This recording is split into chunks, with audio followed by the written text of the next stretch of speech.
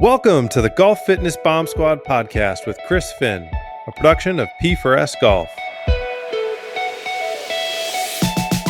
Welcome to the Golf Fitness Bomb Squad. My name's Chris Finn. I'm your host, and I am very excited today. We talk about diffusing bombs on this show, but we have a woman here who can hit some bombs. The world long drive, number 10 in the world at the moment, in climbing though. Jeanine, I'm so excited to have you here. For those of you who don't know Jeanine Minnick, she is obviously one of the fastest women in the world.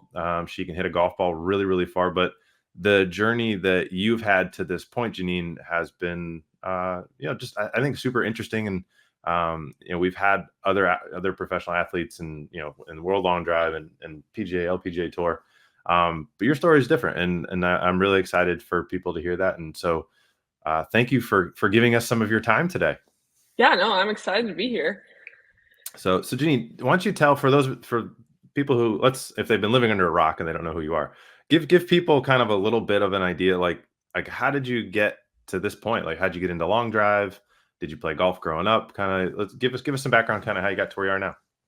Yeah, for sure. So I definitely have an unusual background into golf just because I pretty much did not touch a golf club until after I graduated high school. I played softball pretty much my whole life, so it was a big no-no to to swing a golf club for a long time. But started my golf journey specifically. I actually, ironically, the assistant coach of my high school softball program is who really got me into golf. That's funny. He was like, I think that you would enjoy it. And I mean, I wanted something to do. I wanted something to continue to be competitive in. And I love being outside. So it was a great opportunity. And I won't even deny it. I was absolutely terrible when I started. That's the beauty of golf. We all suck when we start. But so I went through college and I ended up getting back into softball. I played club softball at NC State for 2 years, my junior and senior year. And I mean, I had been swinging the club for those 4 years through school, but not really until I truly graduated that I really got into golf. That was COVID year, so everybody got into golf that same year, it seems like. But I mean, I've really enjoyed it. It's so different because I'm so used to playing a team sport, and this is 100% like you're gonna have to put the work in, and if you don't, then that's your problem. Nobody else is there to save you. Yeah, it's just you on the grid. Yeah.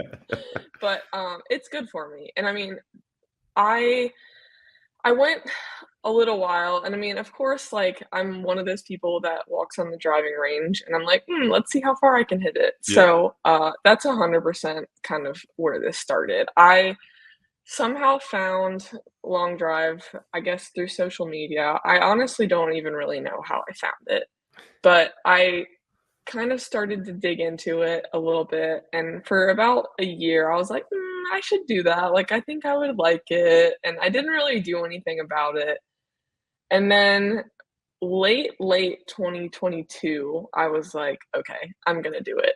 I have absolutely nothing to lose, and I am confident that I can be good at this if I put the work in. So I started genuinely trying to figure out how to get my club speed up, how to hit the ball further, how to optimize my ball. And I mean, I'm still up, of course, in that process, but I was kind of looking at World Long Drive, and because they came back last year after being away for a while, and I was looking at the schedule, and I wasn't ready for Mesquite. I won't even deny it. Mesquite was the first thing on the schedule for the women last April. It was last March. Yeah. And I was like, I'm not ready for this.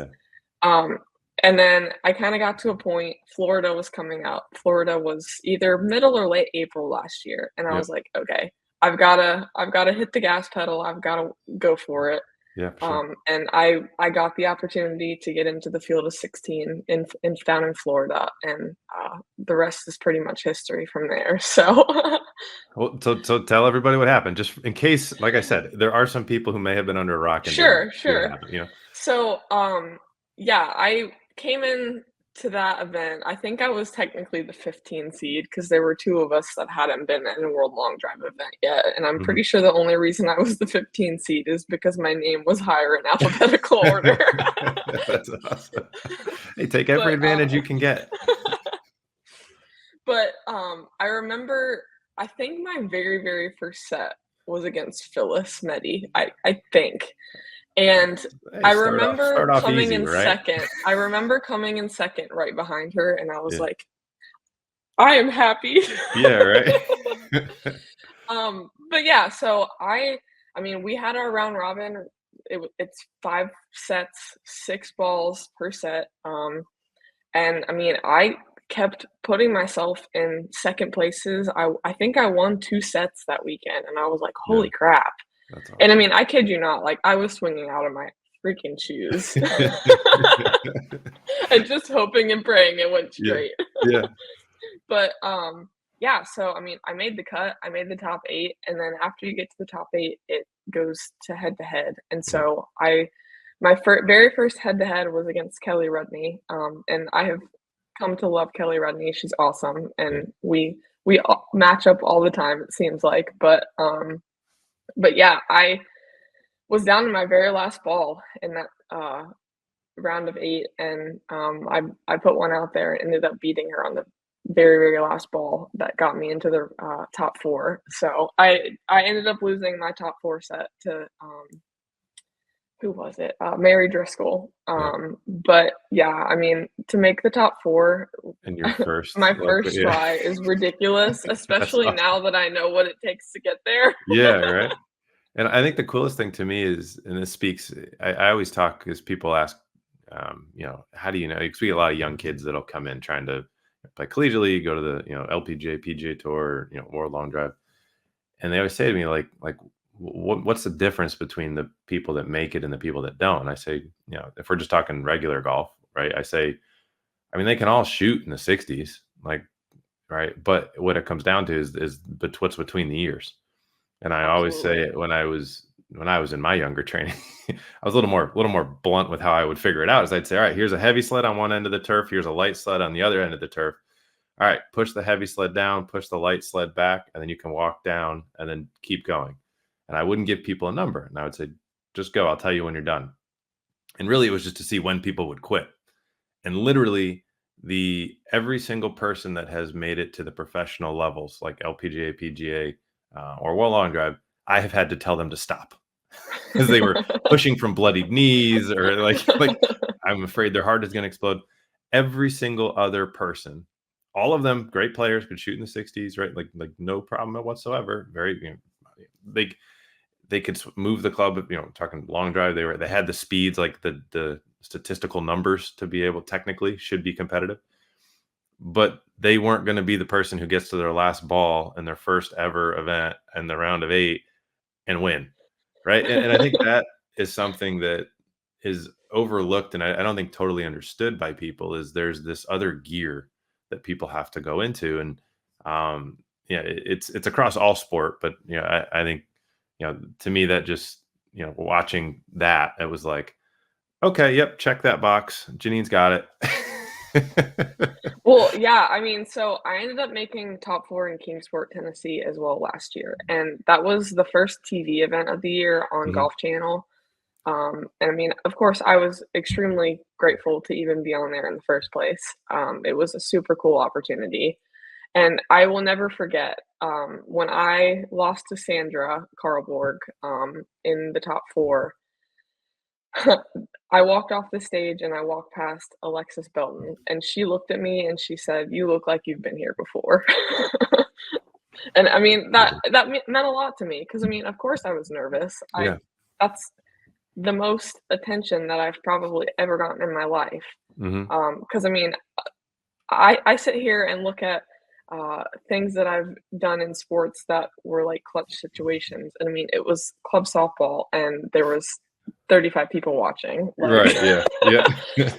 but I mean, like, if you put the work in and you know how much it means to you, it doesn't matter, and I think I've learned that, like, it matters to me, and that's all that matters. So I wanna get into a little bit of a, I guess, similar discussion, but different street, kind of parallel to it. So you're unique in that you, and correct me if I'm wrong on this, you have a bachelor's in statistics, I do. and then you have a master's in data analytics engineering, I believe, right? Yes, yes. So you can hit the ball, you can hit bombs with the golf club, and you're smart as hell too. So the reason I bring that up is, at P1 Golf, we're all nerds. We love stats, and that's a big thing we pride ourselves on, is all the research and everything that we do to be able to figure out how to optimize things. Being in the world long drive long enough, it's, you know, elevation, wind direction, which direction, how much spin do you want, right? There's so many technical or statistical elements, I guess you want, data points that you need to analyze to be successful. I'm just curious to hear, like, what, for someone with your background coming into this sport, like, how do you, like, I have to imagine that's an advantage, and I'm very curious kind of where your brain goes, how you analyze your performance, how you look at your training, both physical as well as specific in terms of, swinging and those sorts of things. Like, what's your process through the season? Does it change depending where you go in the country to compete? Sure. Well, I mean, in all honesty, it really started back before I even stepped foot on the grid the first time, because I made the decision that I was ready by kind of monitoring what some of these other women were hitting, Hmm. in terms of club speed, ball speed, and Hmm. that's kind of how I decided, like, okay, I think I can go out there and compete now. Um, but yeah, I mean, in regards to just launch conditions and everything, I will admit, like, I'm still learning a ton about that. Hmm.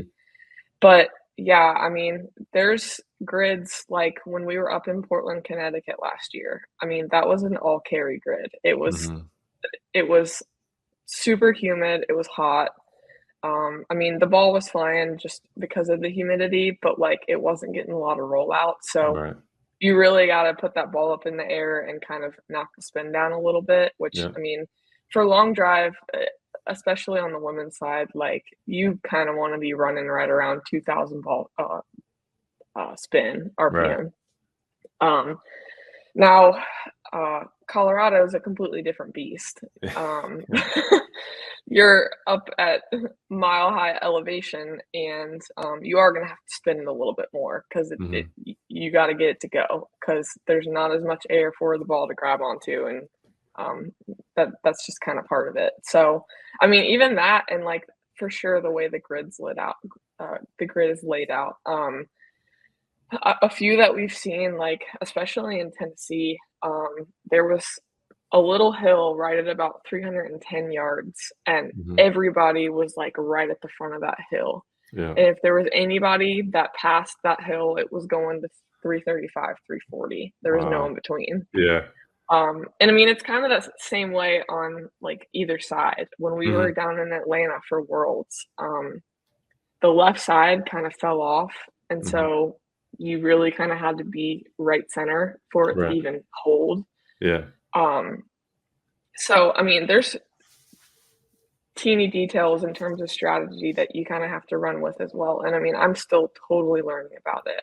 I've been working with Eddie Fernandez, on my swing for a while now, and I mean, he preaches, like, grid conditions are huge, Yeah. and I mean, I've seen it, like, I'm only a year into competing on the world long drive stage, and I see it Yeah. every single event, so So I'm curious, what, if you can explain for people, like, what, when you go up to Connecticut and and you got 2000 RPM, but then you go to Colorado and you want more. I mean, like, how are you doing it? How are you creating more spin? What do you look sure, at? I mean, a lot of it kinda has to do with just your driver setup in general. I mean, the more loft you put on it, the more it's gonna spin, or I guess the actual, like, lie angle of the Mhm. club.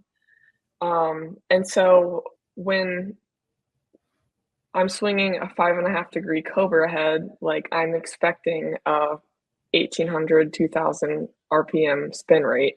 Mhm. And then you're probably gonna wanna up that loft just a little bit, when you go out there and want more spin, because Mhm. that's just kinda how the ball reacts. The more Right. square it is, the less it's gonna spin. Because when you hit it off the top of the club face, it's spinning 3,000 We've RPM, we've so all done that, yeah.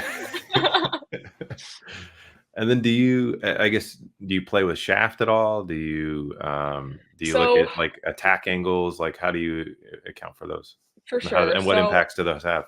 yeah, I mean, the shaft is huge, and I think a lot of people don't realize that most world long drivers, or just long drivers in general, because I mean, I see it on the Ultimate Long Drive Tour as well. Like, we're all swinging the most flexible shaft that they make.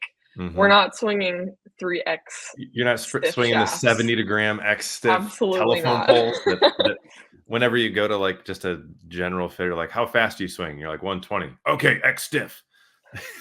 No, exactly, Yeah, exactly. And I mean, I get it if you're trying to hit a fairway all the time. Like, right. it's the consistency piece of it. But when you get 6 balls to hit one good one, Mhm. people are willing to take that, consistency piece out of it. You obviously still have to be able to be consistent enough, because I mean, most of the time, one ball is not gonna win it for you. Right. I mean, I even kind of preached to myself last year, like, I really need to get about a 3 in to give Mhm. myself a good chance. Yeah, Because I mean, like we said before, the grid conditions are a lot of it. right. Um, but yeah, I mean, I'm currently swinging a 45-gram TBT shaft. That's the most flexible one that they make. Well, Yeah, that's a lie. The second most yeah. flexible one that they make.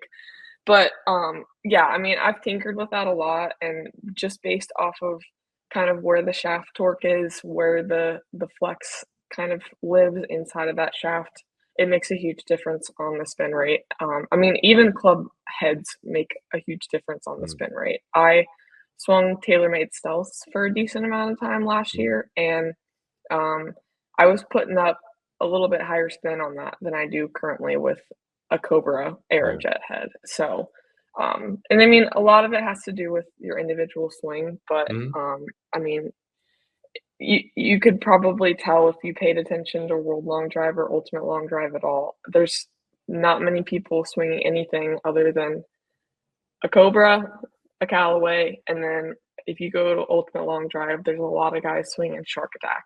Yeah. Um, but outside of that, it's pretty rare to see anything else. Anything else? So let's shift gears a little bit and talk about, so obviously it's equipment and all those strategy points. What about the physical side? I feel like we're supposed to be a physical podcast, so I'd be remiss without at least asking you one question on it. Although I could go into that, where we were just going for hours. But the talk to me about, like, you know, did your training? Have you changed your training since you started doing long drive? Like, were you always kind of in the weight room? Like, I guess, what have you traditionally done for softball? Did stuff change as you got into long drive? What's that looked like for you? So I'll admit, from my softball background, and like I'm I'm not saying anything negatively about anybody, but I was not around people who preached um, strength. Yeah. I did more conditioning than anything else. Hmm. And so I That's once I good. got Those into those bases are college, really far away from each I other. know so far. And then the funny part is, if you hit it really good, you don't even have to run. You get Yeah, to you could jog. literally just walk if you wanted. But yeah, so I didn't really come from a lifting background. Okay. I kind of started getting into lifting after I got into college, Hmm. and I just kind of figured out from watching people and kind of doing my own research, because I never really specifically worked with anybody Hmm. before coming to you guys, on the strength aspect. And I always enjoyed being in there, and I enjoy seeing progress. And I mean, as we talked about before, I'm a huge numbers gal. Yeah. So when I see a PR go up, like, that's my trigger of, oh, it's working. Yeah. So, but yeah, I mean, I started with you guys last August, and that was really the first time that I was on a structured lifting plan. Mhm. And so I've been working with Owen on that lifting plan, and I've been working through different blocks of lifting. And I mean, we go from a pure strength block to a little bit more of like a hypertrophy block Mhm. slash bodybuilding almost. I mean, it's not Mhm. quite bodybuilding, but it's higher reps, lower weight. Yep. And then we also just came out of a power phase, so Yep. it was a lot more plyometrics, that kind Mhm. of stuff. So, I mean, and I've absolutely seen a huge difference since I started doing that. Yeah, I heard you hit a few PRs. A little birdie was telling me. Yep, I was in there on Wednesday, and then I ended up breaking it again on Saturday, club head speed. So where I guess so like what sort of changes have you seen strength wise? And then what sort of changes have you seen obviously on the speed side? Sure, so, from a strength perspective, I have felt a huge difference, and it 100% also comes from the words. The mobility, aspect that Hmm. I've been working with Chris on that, and, like, even from a recovery perspective, I remember walking away from Kingsport, Tennessee, and that was the first event that I had after starting to work with you guys, and it was crazy how quickly my body recovered compared to the previous events I had done. Because I remember walking away from Florida feeling like I had been hit by a truck, genuinely. Yep. Yep. And in Tennessee, I mean, I came from an ultimate long drive event in Myrtle Beach the day before, and Wow. I went over to Tennessee. I hit that first day out there, and I mean, I was tired, but Yep. I got back up the next day and kept at it, like, Yep. and that's 100% in the mobility work I've been doing, the strength work I've been doing, and changing the way that I warm up. Yeah, for That's sure. a huge piece too. Yeah, and I think So, that's a piece that we see. It's wild to me. Like, obviously, you're a newer athlete in the sport, but I mean, we work with people who've done the sport for 10, 20 years. Some of the seniors, like, and it's wild to me what they come in. You're like, what do you guys do? And they're like, I swing a club fast and I eat pizza. And I'm like, oh, okay. How's your body feel? Feels like crap. It's like, yep. oh, all right. Well, this should be pretty easy. But it is wild to me. And I think I use one of the reasons I love working with long drive athletes like yourself is you guys are the fastest of the fast. Like if you can get, and this is also why I love working with like 85-year-old like golfers who like, because they're like the slowest and oldest and tightest and most screwed up of all of them because they've had the longest life history of injuries and stuff that's built up. And I've always said, if we can help those two groups of people, we can literally like help everyone else is easy. And I think it's so cool to see, we see it, actually I was just talking about this. Recovery is something you brought up. And I think there's two layers to that, right? There's number one, there's the acute doing the mobility, the tissue work so that, when you go out and you compete, you're going to develop trigger points. Can we get rid of them? So it helps you feel better the next day that helps you feel better. And then there's also just a low level aerobic level. So you brought up with Owen doing the different blocks of training.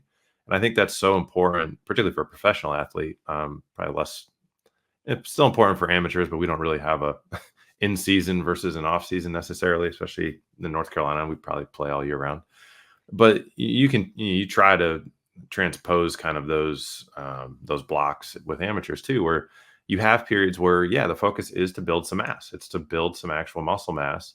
Let's just get the mass, and then what we're going to do is now train it to what we specifically want it to do. Now we want to train that to not be slow producing force muscles. We want those to be explosive, right? So then you move to a power, so there's hypertrophy, there's strength endurance, strength power, strength speed, depending what you want to call it, and whose books you read and follow on the continuum. There's slow strength and there's fast strength, right? And so I think that's so important. And then I think also those cycles, just for everyone listening who doesn't know it, that actually allows a continual change of stimulus to the nervous system so that you don't peak, right? So I think so many people, they just like do the same workout all year, every year for a decade. And they're like, I don't understand why it's not getting me any better. It's because you've adapted, dude. Um, but so I guess so let's talk about this season. Like, how are you approaching this season? And you've got one under your belt. Like, what are you changing? What are the learnings that you had? Kind of, how are you approaching this year compared to last year? For sure. I mean, just because I have experienced like what it really takes. Sorry, my he wants attention too. I Um, get it. but yeah, so I just seeing what it takes to really get yourself into that top 4 final round position. I mean, I have spent the majority of this off season purely pushing speed and Mhm. less worrying about like specific launch conditions. Mhm. Especially because I mean, the first major event that I have this year on my calendar is end of May. So like Mhm. I've had a pretty extended off season. Yeah. Um, and so, yeah, I mean, continuing to push speed, like I have made some mechanical changes. And from a competitive perspective, like I realize how important grid conditions are, and I'm really going to put more of an emphasis on that because I just see how much of a difference it makes. Yeah. And also, like, one of the big things that I fell trapped to last year was focusing on the 3 people on the tee box with me way too Mm. much. Yeah. Because I am at the point now that if I hit my game, if I hit my ball, like, I should be able to win that set. Right. And so I need to get in that mindset of focus on yourself, hit your best ball, and let the results be what they are. Yeah, that's a big one for me for sure. I think that's a lesson that we all can take. Just play your game, do Well, what you yeah, you because you I can't mean, control everyone else. when you Yeah. sit there and you go, "Oh," and you look over at the board and there's a 320-yard ball out there, you start chasing. Yeah. And it's like you can't do that. You have No. to continue to swing your swing and let it happen. Yeah. So, yeah, that's a big one for me for 100%. sure. Cool. Well, Jeanine, I can't thank you enough for coming on. It's been a pleasure to have you. Thanks for dealing with my questions on statistics and data, and No, it's I love it. it's I mean, um, that's what I do all day long, so exactly, exactly. So I guess people are going to want to follow you, going to want to follow you, particularly this season, learn more about just kind of your training and that sort of a thing. Where's the best place for them to do that, to keep up with you this year? for sure. And I'm definitely gonna put lots more emphasis on kind of the training aspect of it for sure. But my Instagram is Jeanine, spelled just like my first name, Jeanine, with an M for Minnick, and the number 8. So Jeanine M8 is my Instagram. But yeah, I mean, I'm really excited. I want to put a lot more detail into sharing my experiences, sharing what it looks like behind the scenes of these events, sharing what it takes to train for it, and also sharing just enjoying the game of golf. For sure. I think that's a huge thing. Like I still as I don't get to play it, I don't play it as much as I used to, but Mhm. when I do, I love it just as much. So that's important for sure. Sure.